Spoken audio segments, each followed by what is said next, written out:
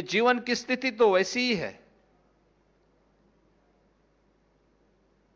किसी का इंतजार नहीं करता है।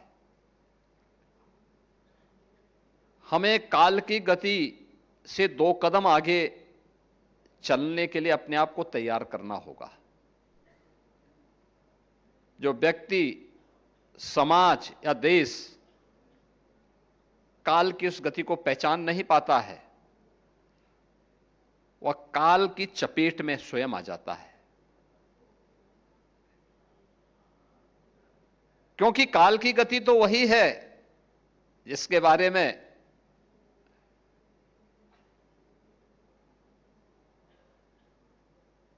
डॉक्टर श्याम नारायण पांडे ने कहा था कि यह महाकाल का आसन है, इस पर न किसी का शासन है। यानी काल की गति पर किसी का शासन नहीं होता है।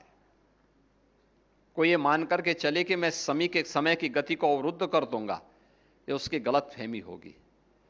हमें उससे 2 कदम आगे चलने के लिए अपने आप को तैयार करना पड़ेगा। अगर हम चलेंगे तो प्रगति करेंगे। अगर हम नहीं चल पा रहे हैं, हम अपने को केवल समय के अनुरूप लेके जा रहे हैं, तो फिर हमें यथास्थितिवादी के रूप में लोग मानेंगे। हम कब आए कब गए किसी को पता नहीं होगा। लेकिन अगर हमारे कारण संस्थान को नुकसान हो रहा है तो मान के चलिए कि आने वाली पीढ़ी कभी हमें माफ नहीं करने वाली है, कभी माफ नहीं करने वाली है। और इस मामले में आपके संस्थान ने अच्छी प्रगति इसलिए भी हासिल की है। आयुर्विज्ञान संस्थान 5 वर्ष में, डॉक्टर राम मनोहर लोहिया आयुर्विज्ञान संस्थान 5 वर्ष में प्रदेश के अंदर जो हमारे 3 टॉप के चिकित्सा संस्थान है, जिसमें केजीएमयू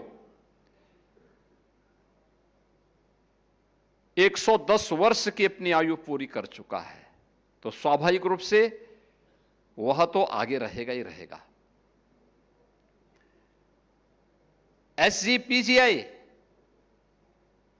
वह भी कमोवेश 4 दशक पुराना है, लेकिन आप लोग 5 वर्ष में या 19 वर्ष में एक लंबी छलांग लगा करके प्रदेश के अंदर 25 करोड़ की आबादी में आपने नंबर 3 के स्थान के साथ तीसरे 3 टॉप के जो संस्थान है, टॉप 3 में हम अपने आप को स्थापित कर चुके हैं।